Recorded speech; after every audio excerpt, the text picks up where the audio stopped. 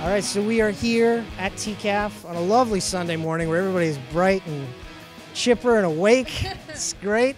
I'm here with the creative team of Batgirl, Babs Tarr, Cameron Stewart, and Brenden Fletcher.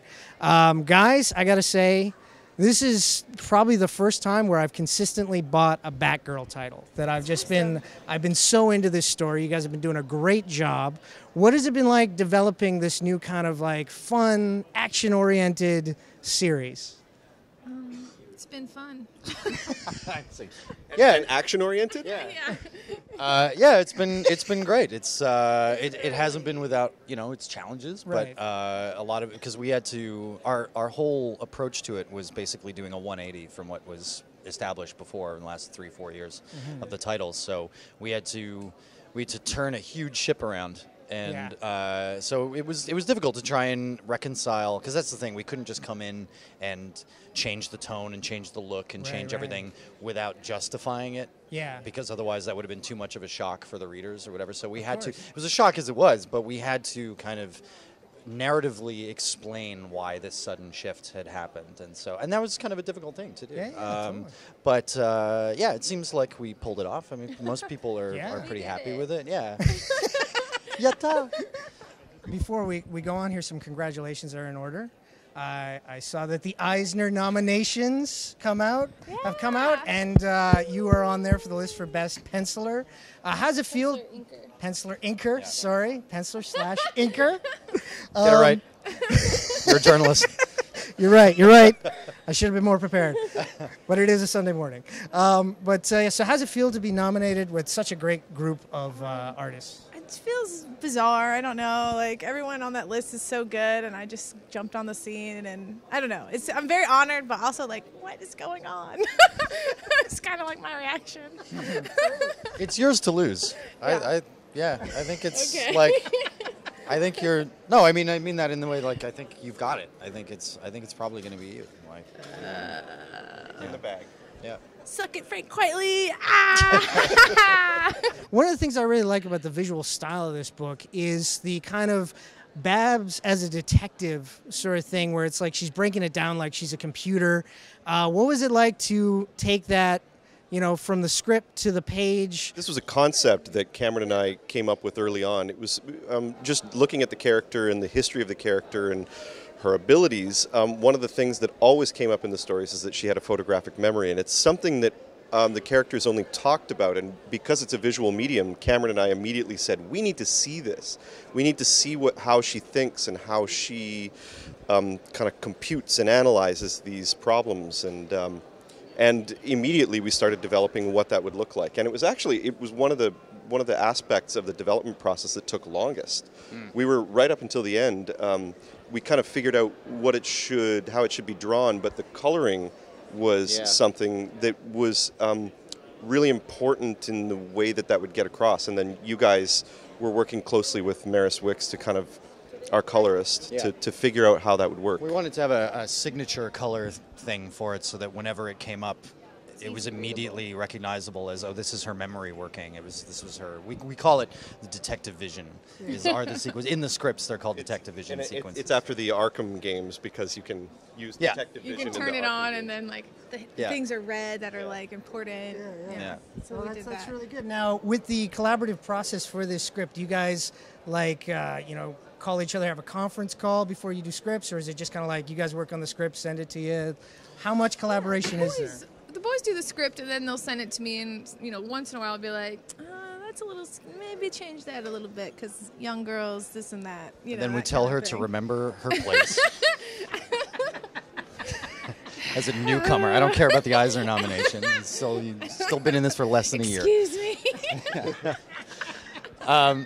No, a lot of the time it's difficult because we're all in different cities, and I live in the UK, and I was living in Germany before, so I'm the most removed. So, Brenden and I try and find time when it's convenient for the both of us, and we go on Skype basically, and we just talk out the script.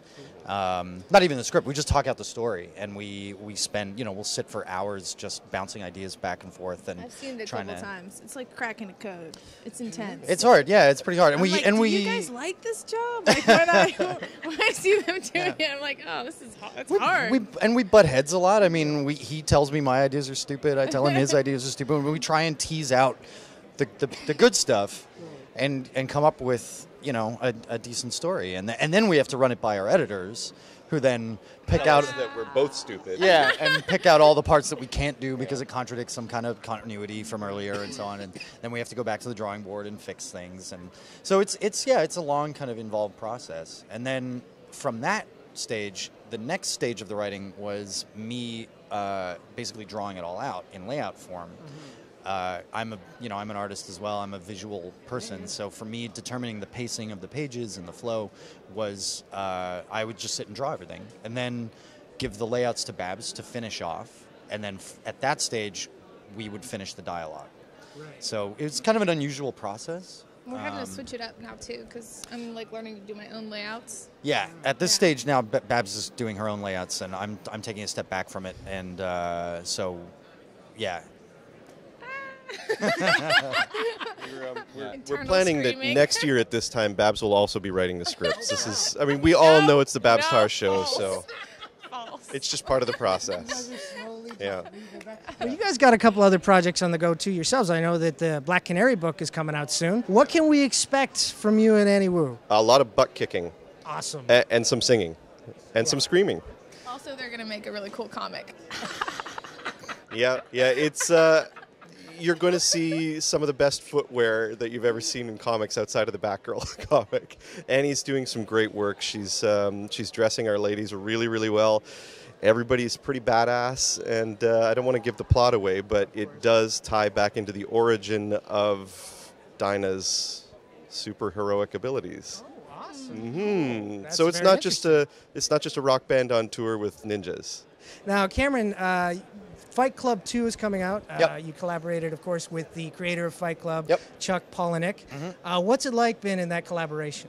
It's been really great. I wasn't sure, Chuck's never done a comic before, right. And I wasn't sure how he would be to work with, because before I met him, I had no sense of what he was like as a person. I didn't know if he would be super controlling, micromanaging everything. I was a little worried that it was going to be a kind of project where, every single thing that I did would be, I don't know, maybe it should be different.